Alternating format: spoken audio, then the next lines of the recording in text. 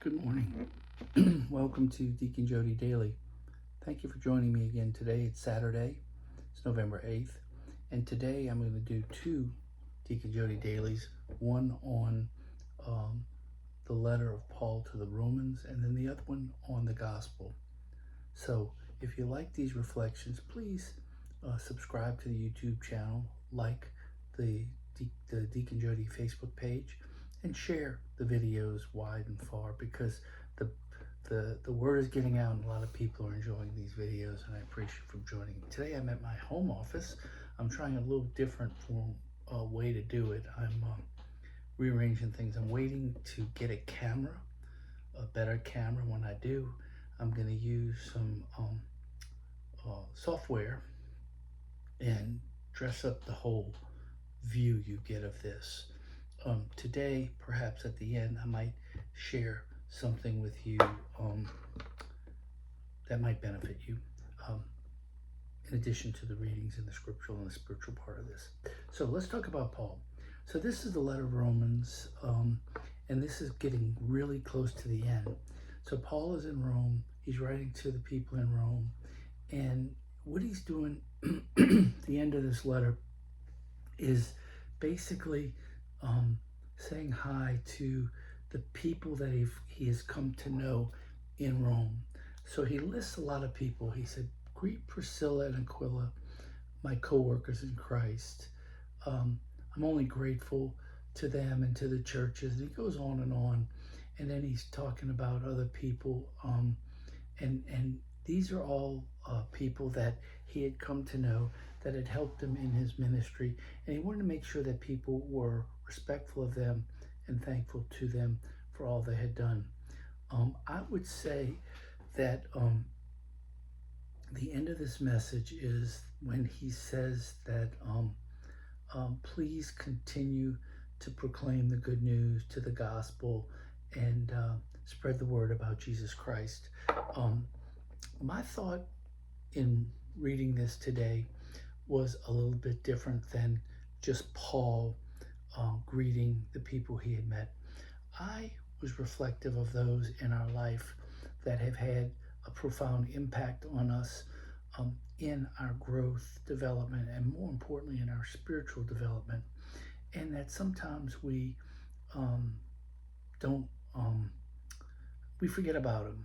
And I wanted to just share a story with you, and then I wanted to make a suggestion to you. So first of all, when I was in elementary school, St. Rose de Lima Elementary School in New Orleans, we had the Sisters of St. Joseph teaching us, and I was fortunate to have had sisters for almost every grade. I think 2 grades out of the 8, maybe even 1, I did not have a religious sister. In 6th grade, I had Sister Jean Vianney. That time the nuns wore these full habits that came across the front, went all the way down to the floor. Very pious sisters. Vatican II happened, and she did a very special thing for me in 6th grade. They allowed lay readers for the first time after Vatican II. So the very first time we had a school mass with a lay reader, they wanted a student to do the reading, and she picked me. Why? I don't know. I was not anything special, but I had to give up my recess all week so that I could practice and then read on Friday. So I was the first student to read the first reading at the school mass on that Friday.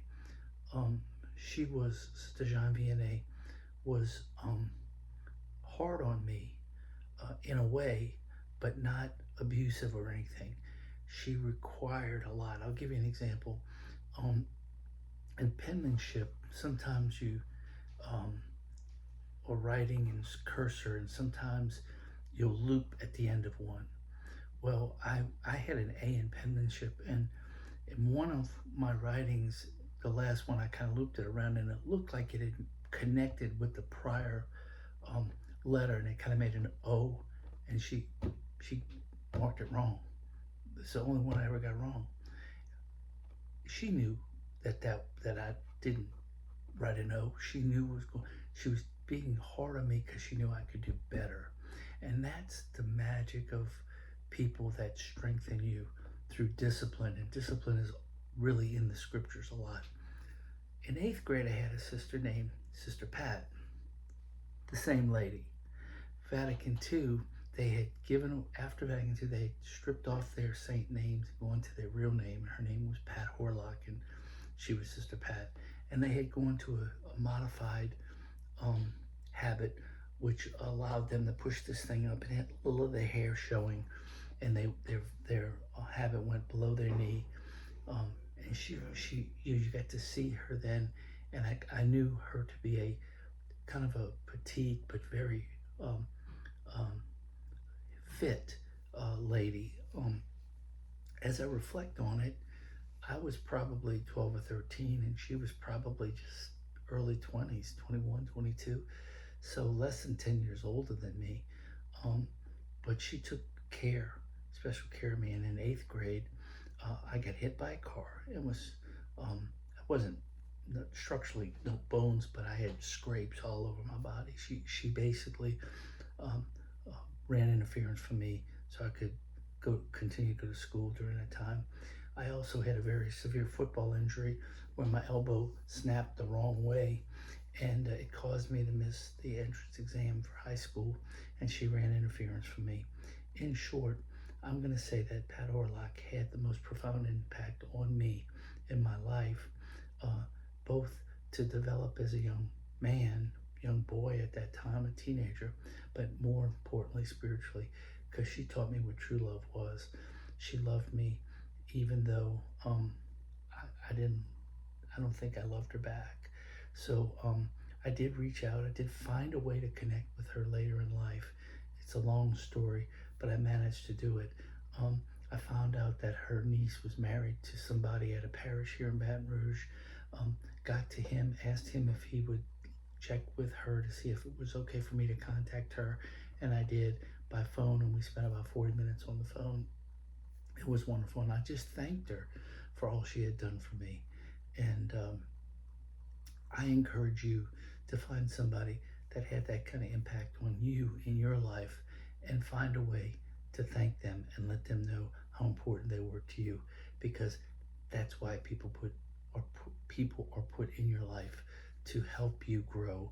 And sometimes all they need is a little thank you, and we can do that.